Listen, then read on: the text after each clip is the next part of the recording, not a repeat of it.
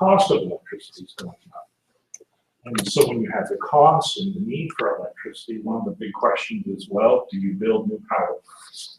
Do you build new transmission lines and move electricity from one plant to another plant? Those are expensive.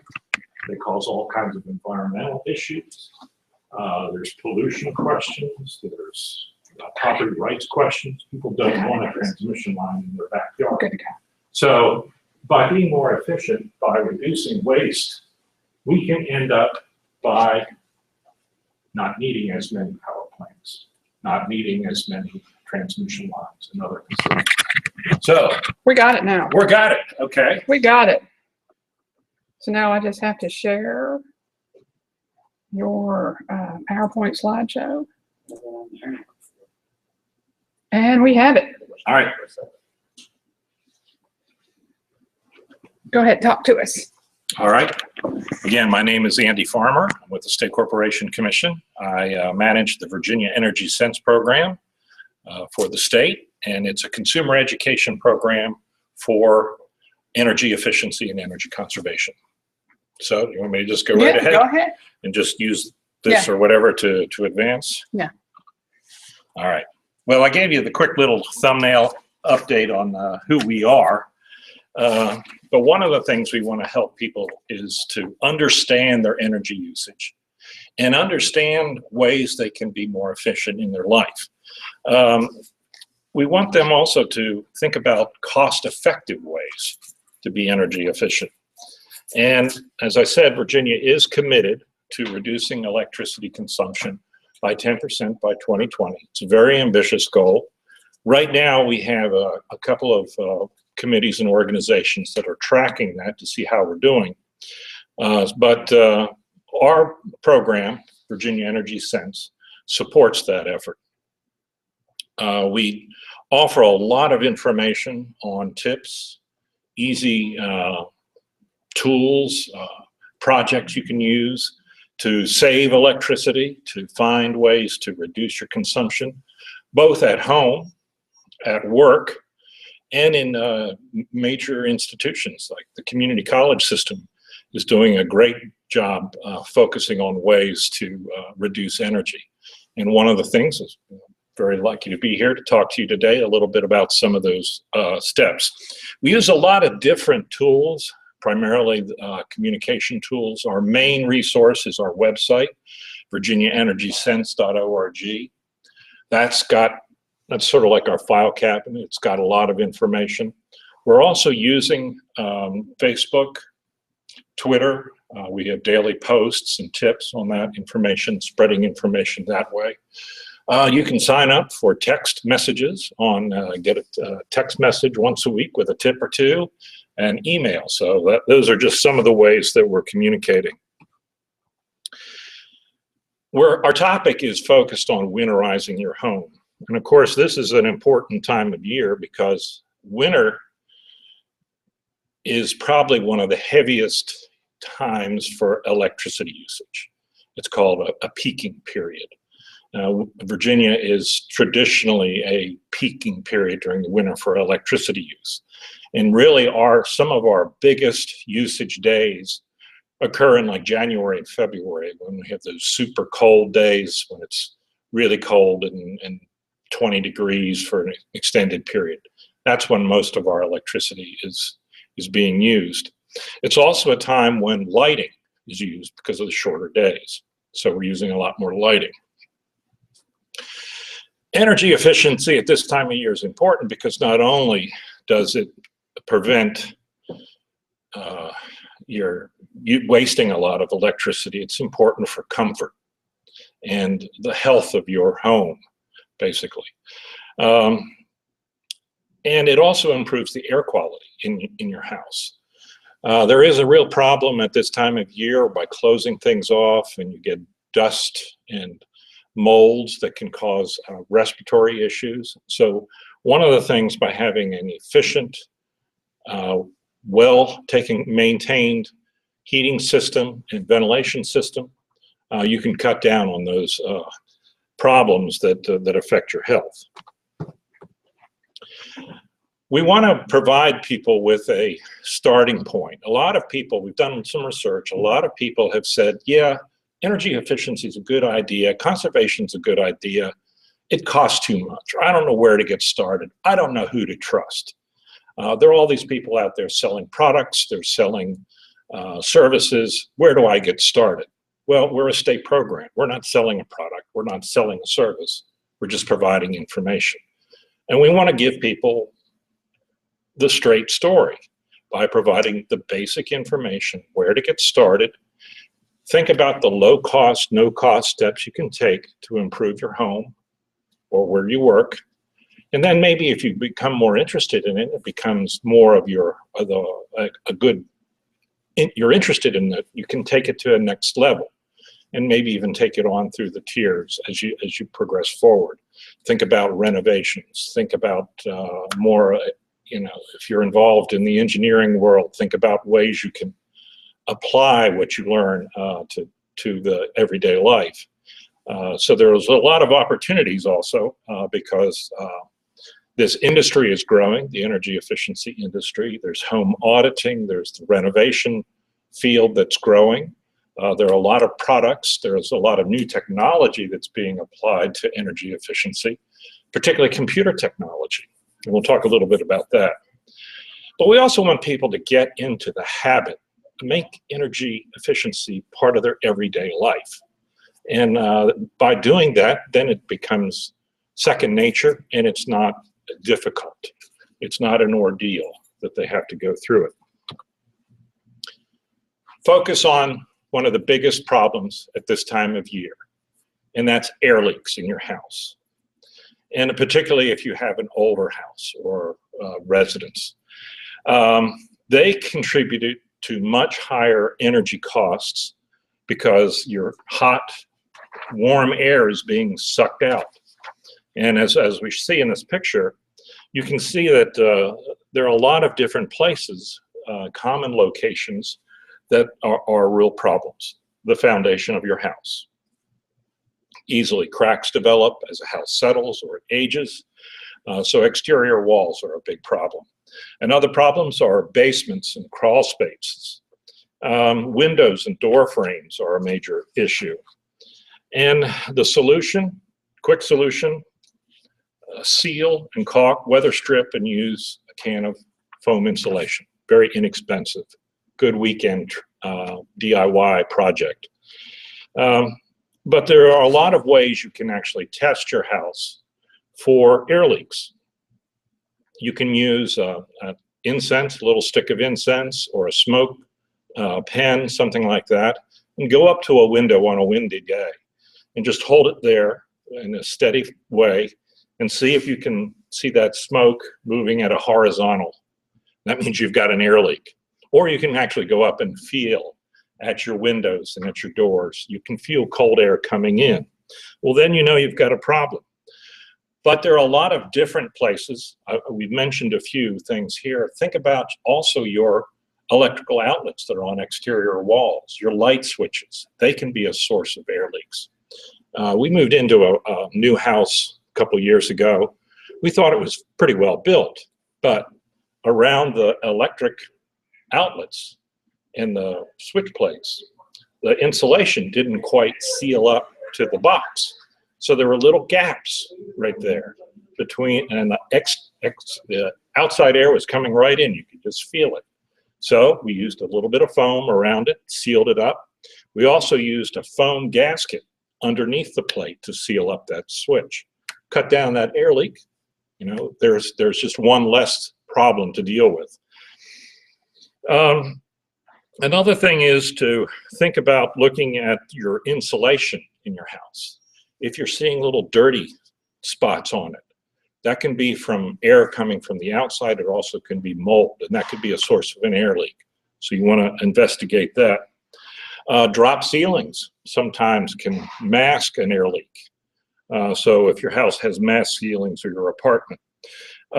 Recessed lights, sometimes they can be a source.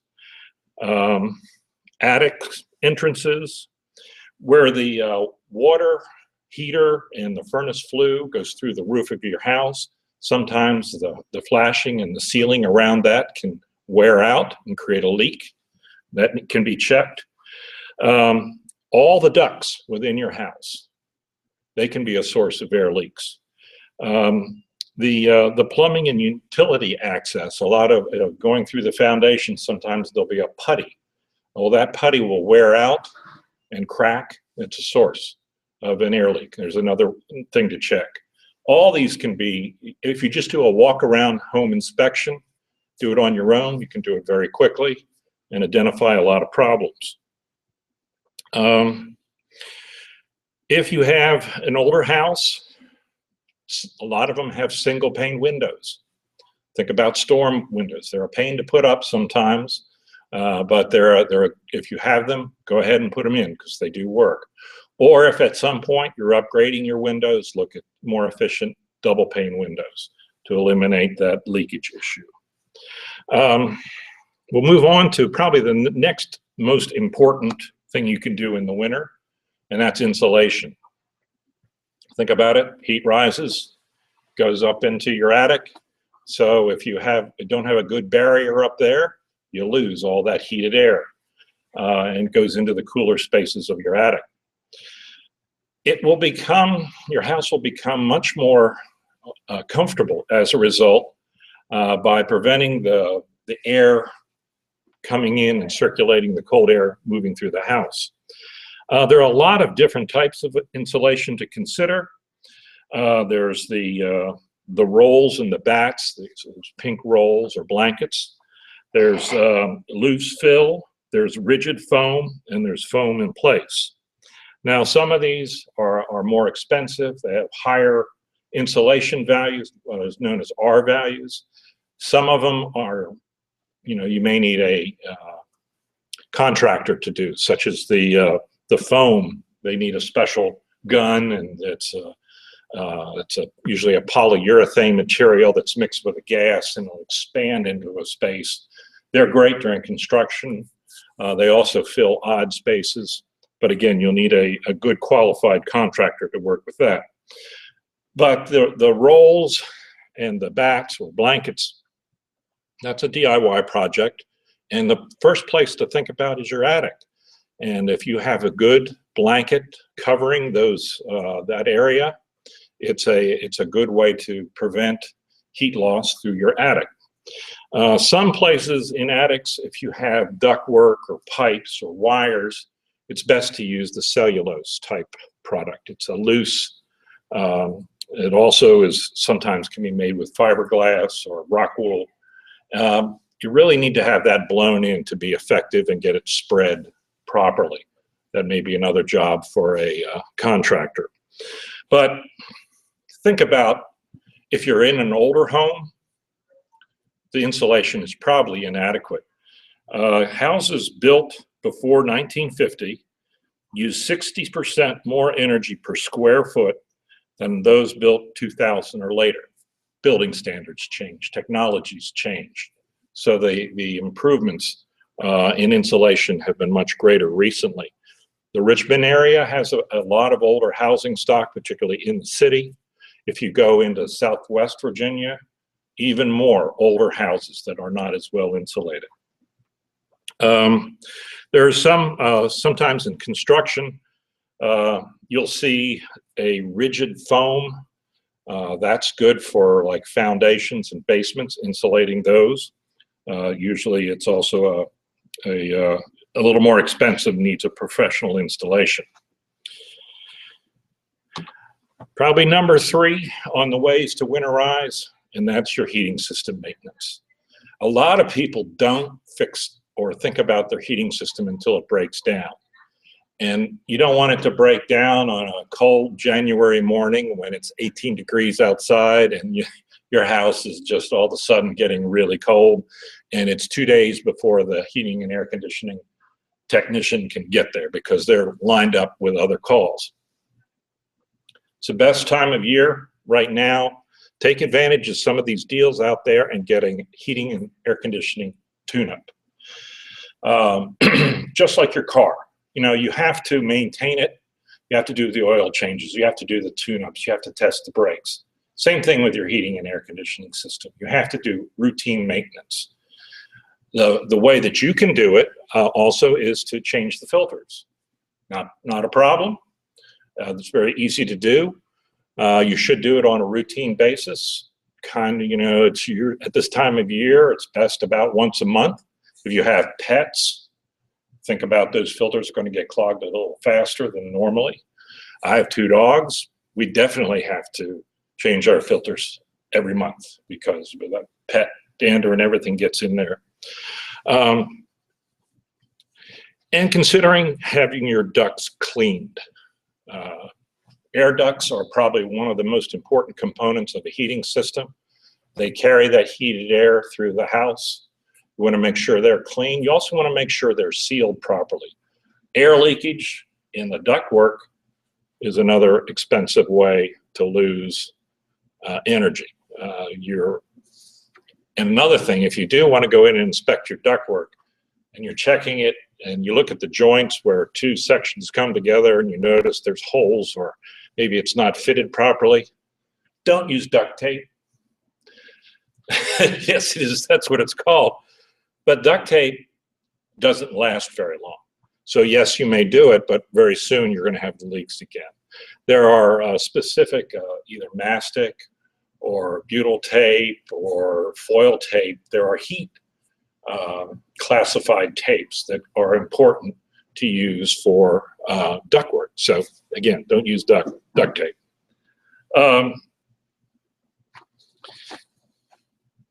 Think about we covered all that. So let's move on to your thermostat. This is, again, an easy thing to do. A good new habit to get into is maybe turn your thermostat down a few degrees, wear a sweater, wear a fleece or something in the winter months, and think about when you're leaving the house, turning your thermostat down. Why make your heating system work harder than it has to when nobody's in the house? You can get into the habit of doing it yourself. A programmable thermostat is a great tool because it'll do the work for you. You just set it, base it, match it to your lifestyle. At night, you probably want it a little cooler when you're sleeping. So again, that's something you can do. Think about temperatures 68 to 72. I've convinced my wife to go to 65, and she's fine with that because she pays the bills, so she knows how much electricity we're using or gas, so it's important to her. So we're down to 65 during but our house warms up during the day. The sun warms up the house, so it's usually 68 anyway, and then so it goes down at night to 65. Programmable thermostats are great. There's a new technology called learning thermostats. You may have seen some ads for a product called Nest. It is a very, very cool digital thermostat that actually learns your lifestyle. And it'll know, for example, when everybody's left the house, it'll automatically turn the temperature down. It'll do some other neat things. They're really very good, and the cost has come down. They're below $300, and they can certainly pay back in a year or two in savings by what they offer. Finally, lighting. This is important because, well, heating and air conditioning takes up about 40% of your bill in the residential, your monthly electric bill. Lighting is the next biggest thing at about 10 to 12%. So if you can learn some good habits or use good technology, you can have a big impact. You can help set your own goal of reducing electricity usage by 10%. Energy efficient bulbs, there are a lot of them out there. It's important that you do some good research on these bulbs. There's the CFLs, there are the LED lights. And of course, always remember the easiest thing to do is to turn off the lights when not in use. You can even get sensors for your rooms that'll turn the lights off when everybody leaves. But one thing, since the Virginia Energy Sense program is an Energy Star partner, I want to give a plug for the Energy Star program because they do a lot of third-party independent research on these energy efficient bulbs. So if they say what they are, look for the Energy Star label on them, because that's important. And the reason being is, just to give you a little bit of information, the best LEDs generate about 300 lumens for each 1 watt. Far more than a CFL, which is at 70 lumens, or an incandescent bulb, which is just 6 lumens per watt, 16 lumens per watt. And also, the LEDs last much longer. They can last for, a good LED will last for 100,000 hours. They're talking about maybe 20 years, 10 years minimum, up to 20 years. A CFL will last 10,000 hours, and an old incandescent bulb will last about 1,000 hours. So yes, they are more expensive, but you get the return on investment, and also you're thinking about think about an incandescent bulb. If you put your hand over it, you feel a lot of heat. Well, a bulk of the energy that's used in an incandescent light is lost in heat, not light. With a CFL and an LED, more of the energy is used for light. And you can get deals. I have Black Friday special for Yeah. LEDs for $1. Yeah, and also during certain times of the year, there are some tax-free periods where you can buy these bulbs for, and the big box stores will have all kinds of deals. So keep an eye out for those. Drafts, these are just some more tips, things we have available on our website. Just things to think about during the winter months to make sure your house is not losing energy, or that you're using the attributes of the sun, for example, by opening the curtains on the south side of the house and let the sun warm your house during the day. Close those curtains at night, and to retain the heat. That's just a good practice. Let me wrap it up, and we can then talk, answer some questions. But here is our text. If you want to text us, you know, I would get a text from us. We'll send you a tip about once a week. Don't worry, we're not. It won't be annoying with you, but this is a good way to get some good information. We have our information geared towards the seasons. That's important, and this is, of course, a good time to think about you know, cutting down on and winterizing your house. But springtime, it's energy efficiency related to air conditioning and other things. So that's the formal presentation. So, okay. Any questions? Kind of rattled through that quickly because Anything at all? Go ahead. yes. First, what does the Energy Star look like? Oh, I can show you that. Well, the Energy Star, well, this the Energy Star label, I don't think I have anything on it. I can show you that. Let Yeah. me pull it up. Energy Star is a program of the federal government, and it's actually through the EPA. And that they've really developed a branding for energy efficient products, not only light bulbs, but including Looks yeah, like that. yeah. You look for this on any kind of electronics and any kind of appliance. When you're upgrading your refrigerator, you got that old 20-year-old refrigerator chugging along and it finally dies, get an Energy Star brand or the Energy Guide. The great thing about what's happening, particularly with appliances, is the efficiency that has come in the last 10 years as a result of this effort. So there's a lot of good information about Energy Star through EPA. We have, with the Energy Star program, our program has developed a My Energy Star for Virginia Energy Sence. And it's a section of our website that gives you about 50 projects that are great for at home. If you are going out and you're going to get an apartment, you know, you may not be able to do a lot of improvements because the landlord won't let you. But there are things you can do around the apartment to cut down your energy usage. And we have information that available on that on our website. Just not only tools for homeowners, but tools for renters. If you're living in a college dorm, this is our website right here. And this has just some of the information. I'm going to share it real quick. Yeah. We also have developed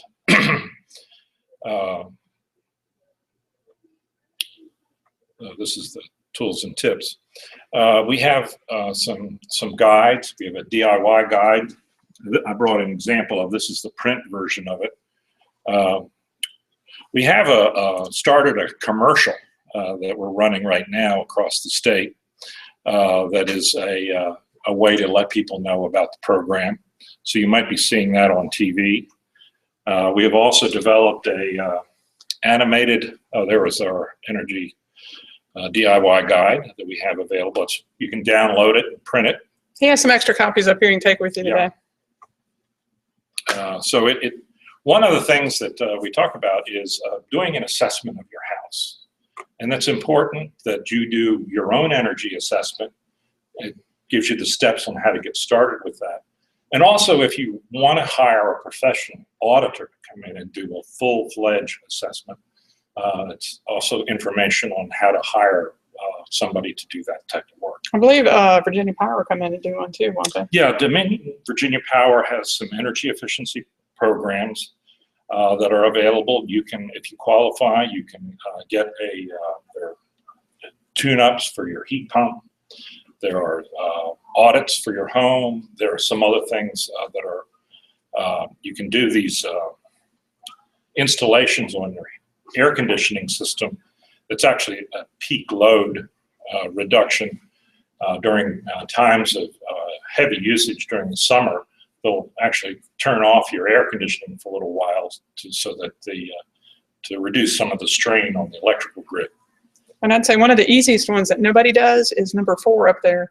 Use power strips, because people don't realize that your TV, the real reason it comes on when you hit your remote is because it's always pulling power. It's always pulling a trickle charge. And we have a lot of trickle charge type appliances now. And it's kind of like everybody has 1 or 2 in their house. Well, actually, if you notice all the lights, it's not dark in your house anymore. But if you can put those on a power strip and then shut the power strip off, that'll actually do a lot for your power bill. It'll save you a lot of money. Yeah, and there's something even better called a smart power strip that actually it has a controlling plug, and it's great for computers and for a TV system that, maybe you want to keep the DVR running because you're recording, but you plug the TV into another outlet and then all the peripherals into these other outlets that aren't powered when not in use. So the control plug, once you say turn on the TV, and that activates the other ones that have been shut down for like the stereo system or the game box or whatever you've also got working there, so that you're only using 1 or 2 devices and you can keep the others plugged in. So it's a great way to save energy with one of those devices. Christmas time, there's a lot of great things out there technology-wise. You can even get solar-powered Christmas lights. They aren't even using any electricity, just a little solar panel. The string of lights, they're LED lights. They'll run. You aren't even using electricity. So there's a lot of great stuff out there, and we have information on our website. They're great. I have a set of those on my deck, just a long enough string to light it up at night, mood lighting. Yeah. And it comes on every night. I don't have to feel guilty about it because it's all solar powered. Yeah. And at most I'd have to replace the battery. So they even make solar powered backpacks. Mm-hmm. And this is great if you're traveling or anything like that. If you've ever been in an airport during a holiday season during travel, try to find an outlet to plug in your device and charge it. The solar powered backpack will charge. Also charge your phone while you're outside hiking around. Yeah. If you know where I can get one of those. Just look them on Amazon.com, something like that. Mm-hmm. They've got a whole bunch of them. They're not that expensive. It's a great Great Christmas. They've also idea. got a lot of little portable chargers now that you can get to charge your cell phone, and they'll charge it actually in about 2 hours. Yeah, that charges So, nice. and they're great to have in case of a power outage. Yeah. If some solar power is great to have, because if you can't charge your cell phone, you're out of luck. And we bought a couple of these fold-up packs that are about as big as a small notebook, no bigger than an iPad mini, that you can just fold out. It'll charge a battery pack, like a set of 4 AA batteries, and it'll charge your cell phone. And the battery pack charger has a little flashlight on it as well. So it does multiple things for you at once. It'll keep your radios running. It'll keep little flashlights running. You know, little rechargeable flashlights you can always keep in your window. I've got one that holds this, like the size that would hold a couple AA batteries. Power goes out, I've always got my flashlight. So at night, little things like that. Yeah, those are great gift ideas. And they're people, usually under $50 or under $30. yeah, and people don't think about it in terms of third world countries, but there's a company called Delight. See if I can find the Delight.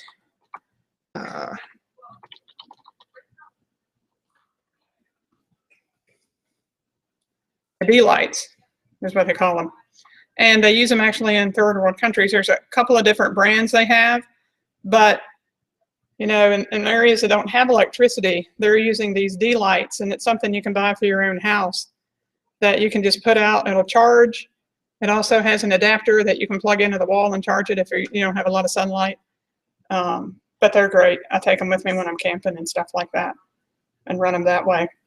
But the main thing, you know, getting back to kind of our general theme, is just think about reducing waste. You know, you don't want to waste money. You don't want to waste your time. Just think about electricity in that sort of same vein, that it's a valuable commodity. That's where we came up with the idea of value your power. It's an important commodity. We need it every day. We need it 24/7. But don't waste it. And that way we're able to live a more efficient life and a better, you know, it might even save you a little bit of money.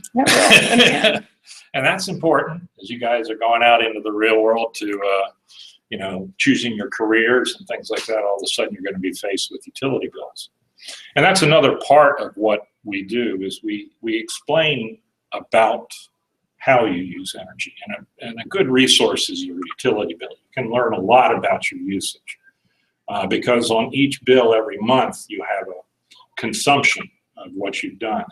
If you've lived in the house for a while or in the apartment, you'll know over the last 12 months I've used X number of kilowatt hours per month. Well, if I know that I can do 5 different things, I can cut down that usage, and that'll cut down how much you're paying. So those are important things to think about as you're dealing with your bills going forward. So, any other questions?